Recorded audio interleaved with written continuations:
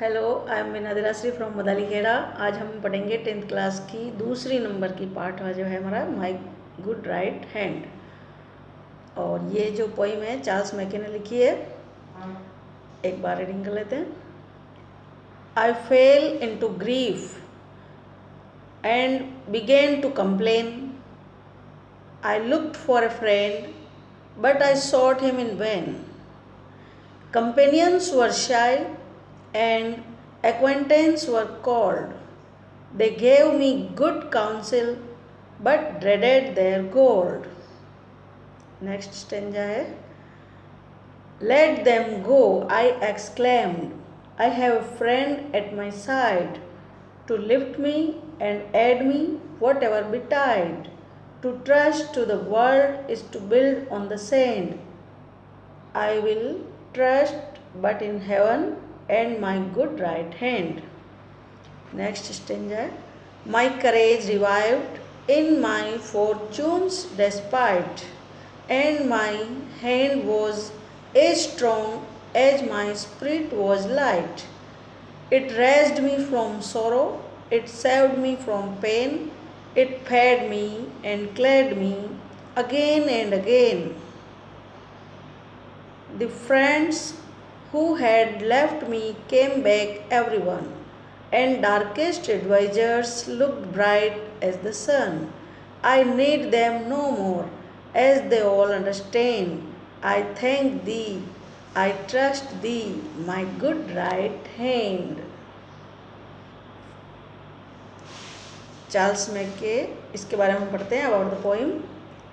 Charles Mackay 27 मार्च 1814 और 24 दिसंबर 1889 यानी कि 17 मार्च 1814 बर्थ है और 24 दिसंबर 1889 death.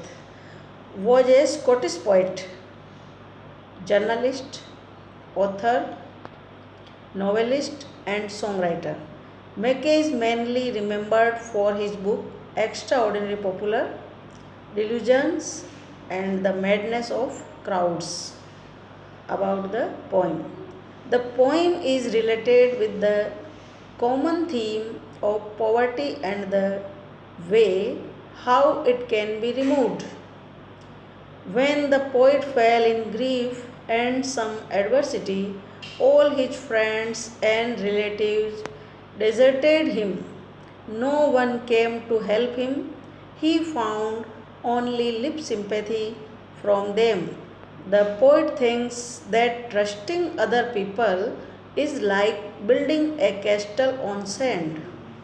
Therefore, he decided to believe in God and hard work to be done by himself. With this realization, his courage returned in him. He overcame his sorrow and soon became prosperous. His hard work lifted him up from sorrow and pain. Thanks.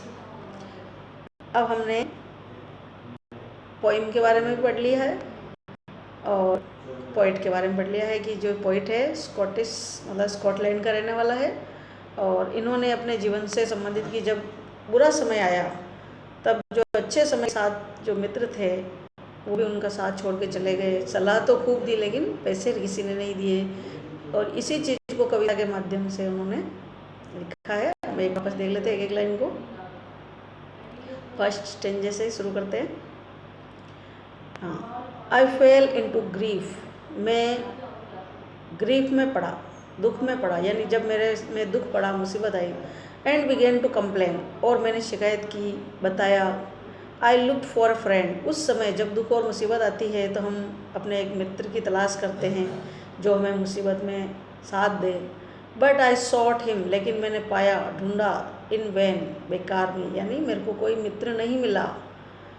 Companions वर शाई, जो साथी थे, अच्छे समय के जो साथी थे, हमेशा साथ रहने वाले। एंड एक्वेंटेंस, जो परिचित थे, जान पहचान वाले, रिश्तेदार वगैरह। वर कोल्ड, उस समय वो कैसे नज़र आए, एकदम कोल्ड, मतलब उनमें कोई जोश नहीं, जैसा जोश हमेशा रहता है। They gave me good council, उन्होंने मेरे को सलाह तो खूब अच्छी अच्छी दी। बट ड्रेडेड देयर गोल्ड, लेकिन उनके गोल्ड को ड्रेड कर लिया, खींच लिया, मतलब पैसा अपनी तरफ खींच लिया। पैसा नहीं दिया किसी ने, मदद पैसे से नहीं की, केवल सलाह दी। और जब पैसे की ज़रूरत होती है वहाँ सलाह किसी काम की नहीं होती है, अपन ही जानते हैं। सेकेंड स्टेंज में देखते हैं अपन, लेट देम गो। ऐसी परिस्थिति में जब कवि कह रहा है पोइट कि आदमी निराश हो गया, मुसीबत है और कोई मदद नहीं कर रहा है, उस समय अपने आप को उसने कैसे हिम्मत बंधाई कि लेट देम गो, उनको जाने दो। आई एक्सक्लेम्ड, मैंने अपने आप को समझाया। I have friend at my side, मेरी तरफ अभी भी एक मित्र है। टू लिफ्ट मी, जो मेरे को लिफ्ट कर सकता है, उन्नति की ओर ले जा सकता है, ऊंचा उठा सकता है, मदद कर सकता है, एड कर सकता है। वॉट एवर बी टाइड, चाहे कुछ भी हो जाए, चाहे टाइड ही आ जाए, है ना, जैसे ज्वार भाटा आ जाना, मुसीबत आ जाना, ऐसे तो वॉट एवर कुछ भी हो जाए, तब भी मेरी तरफ एक मित्र है जो मेरा साथ देने के लिए तैयार रहेगा। जो सच्चा मित्र होता है ना, वो हर परिस्थिति में साथ देता है। तो कवि कह रहा है कि अभी भी एक मित्र है जो मेरा हर परिस्थिति में मेरी तरफ रहेगा।